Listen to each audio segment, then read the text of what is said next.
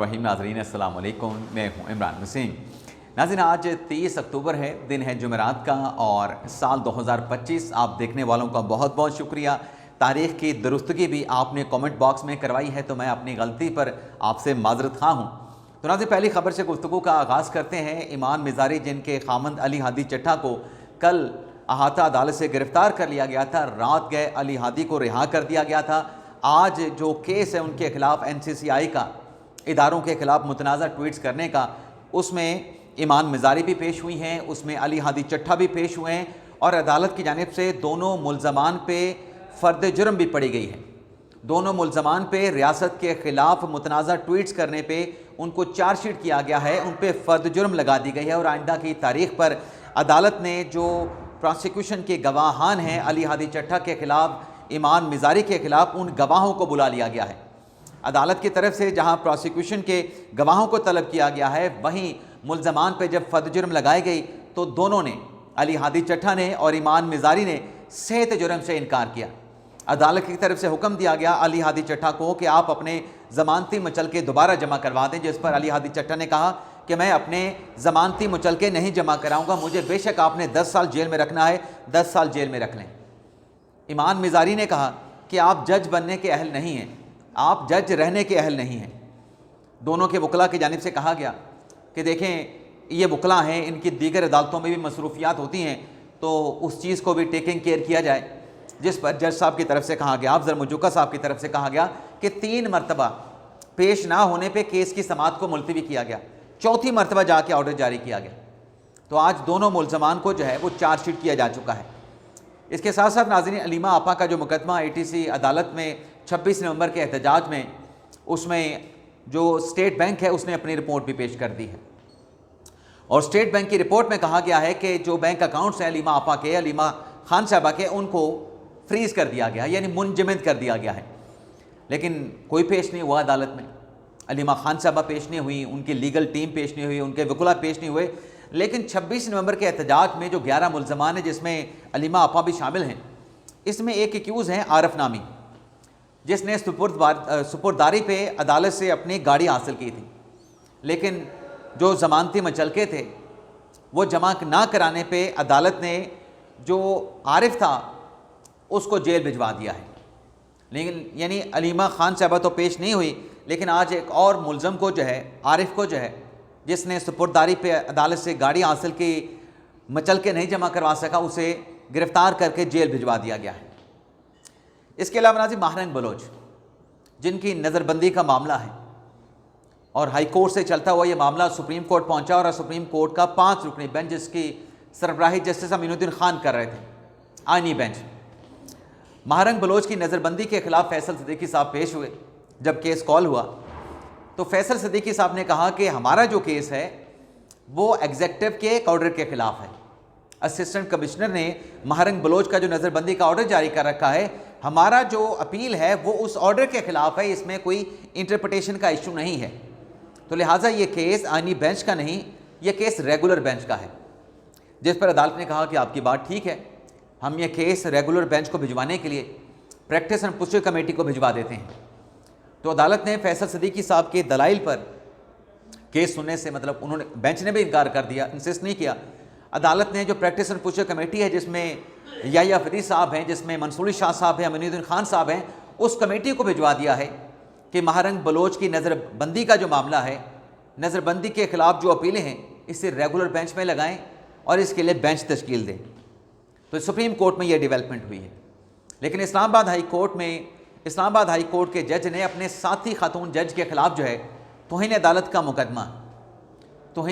का मुकदमा उड़ा के रख दिया।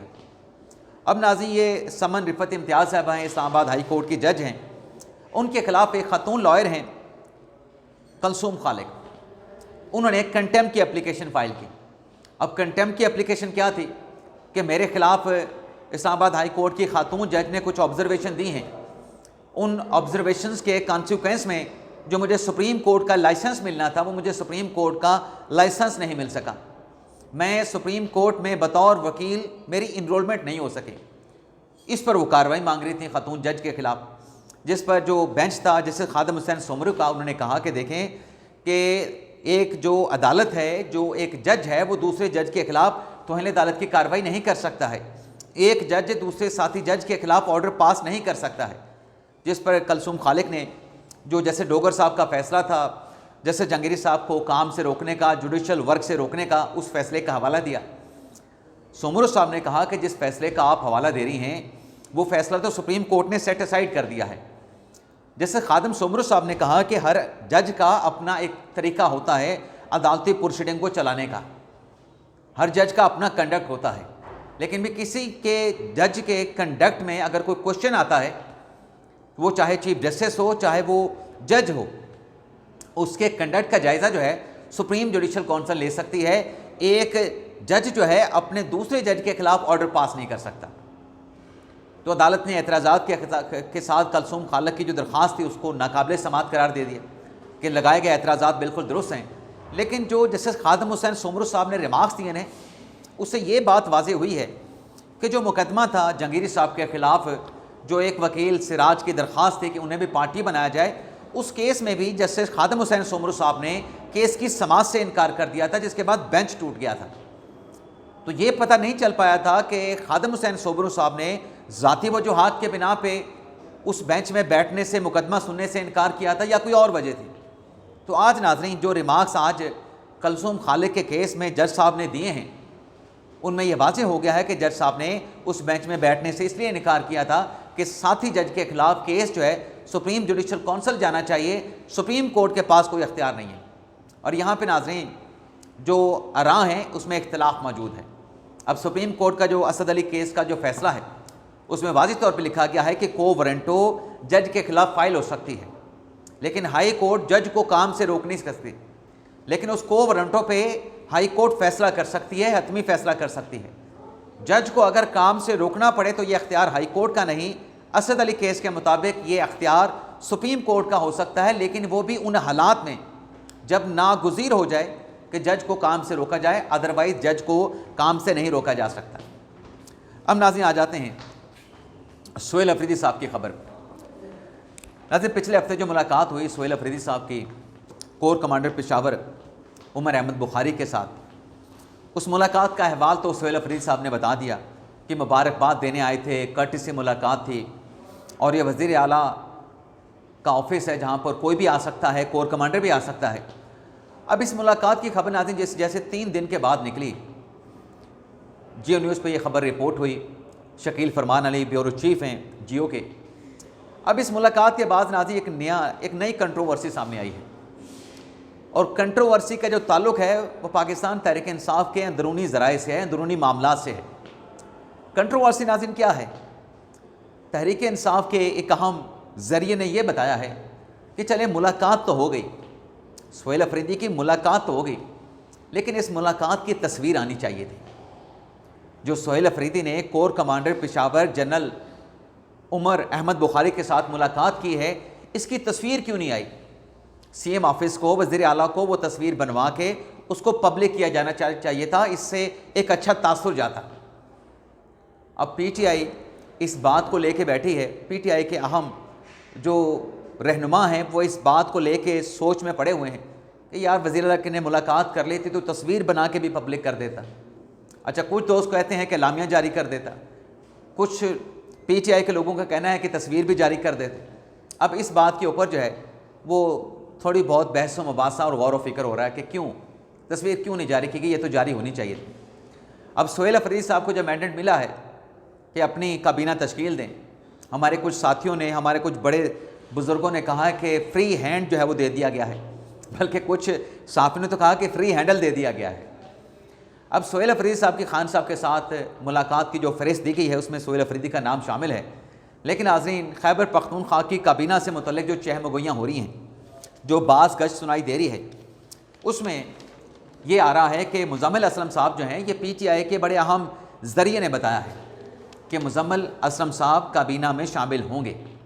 ये आज के दिन की बात है। पाकिस्तान में तो सियासी फ़ैसले मिनटों सेकंडों में तब्दील हो जाते हैं। उसकी मैं मिसाल भी आपको देता हूँ कि जो आज कल रात फैसला हुआ था कि आज आज़ाद कश्मीर के जो वज़ीर आज़म हैं उनके खिलाफ अदम एतमाद की तहरीक जमा करवा दी जाएगी। अब नई डेवलपमेंट में जो अदम एतमाद की तहरीक है, जो आज़ाद कश्मीर में बड़ी तब्दीली की जो ख़बर है, उसमें हैपनिंग, उसमें डेवलपमेंट ये हुई है कि अब वो अदम एतमाद की तहरीक 1 नवंबर तक रोक ली गई है। और जो वज़ीर आज़म का नाम एक सामने आया था कि आज़ाद कश्मीर का नया वज़ीर आज़म कौन होगा, चौधरी यासीन का नाम सामने आया था। अब ये चल रहा है कि वज़ीर आज़म के नाम पे दोबारा मुशावरत की जाएगी, दोबारा से नाम कंसीडर किए जाएंगे। तो पाकिस्तान में सियासी मामला पे भी कुछ भी हो सकता है। तो अभी तक तो पीटीआई के अपने ज़रिए, पीटीआई के अपने लोग ये बता रहे हैं कि मुज़म्मिल असलम साहब आ रहे हैं।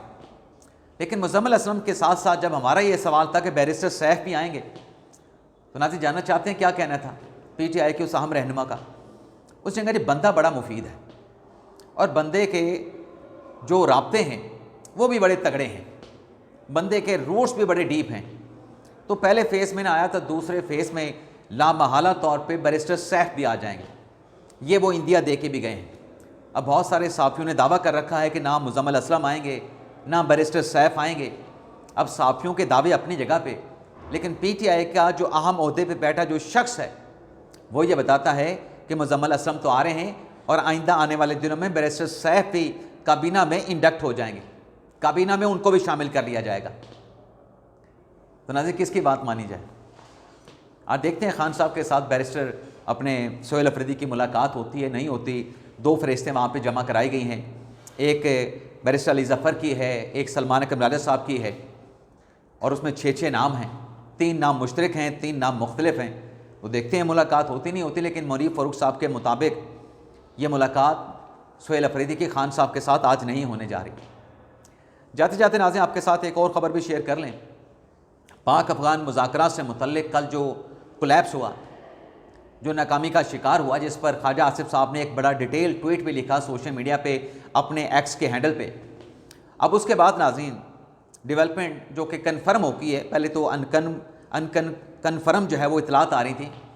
अब कन्फर्मेशन ये हुई है कि अफ़गानिस्तान ने दोबारा से पाकिस्तान के दोस्त ममालिक के साथ रब्ता किया है और अफ़गानिस्तान के एक सफ़ीर भी मुतहरक हुए हैं और दोबारा से ये अटैम्प्ट की गई है कि पाकिस्तान अफ़गान मुज़ाकरात को दोबारा से रिज्यूम किया जाए। पाकिस्तान का डेलीगेशन भी इस्तांबुल में मौजूद है, आज उसने वहाँ से रवाना होना था। अफ़गानिस्तान का डेलीगेशन भी वहाँ पर मौजूद था, उसने न जाने कब रवाना होना था, लेकिन पाकिस्तान के डेलीगेशन को वहाँ पर रोक लिया गया है।